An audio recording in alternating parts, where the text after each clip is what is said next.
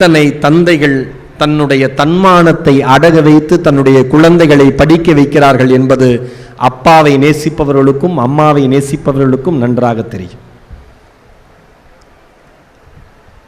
பெருசாலாம் நீங்க நல்லா சினிமா பாருங்க, ஜாலியா இருங்க, கொண்டாடுங்க, எல்லாமே பண்ணுங்க. ஆனா வாழ்க்கையில எந்த இடத்துல சீரியஸா இருக்கணுமோ அந்த இடத்துல தயவு செஞ்சு கொஞ்சம் சீரியஸா இருங்க. வேற எதுவுமே நான் பெருசா கேட்கல. இங்க இருக்கிற அத்தனை பேர்ட்டையுமே வாழ்க்கையில் நம்ம ஜெயிக்கிறதுக்கான வாய்ப்பு எப்பயாவது தானே வரும். ஜெயிச்சிடணும்ல, ஜெயிச்சிடணும்.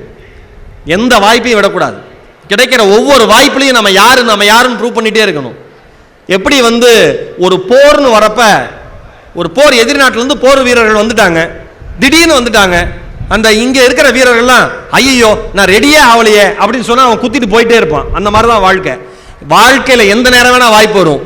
வாய்ப்பு வருகிற பொழுது நான் இன்னும் ரெடியா இல்லையே, நான் கொஞ்சம் ரெடி ஆயிட்டு உன்னை நோக்கி வரட்டுமான அந்த வாய்ப்பு உங்களுக்காக காத்திருக்காது, தாண்டி போயிட்டே இருக்கும்.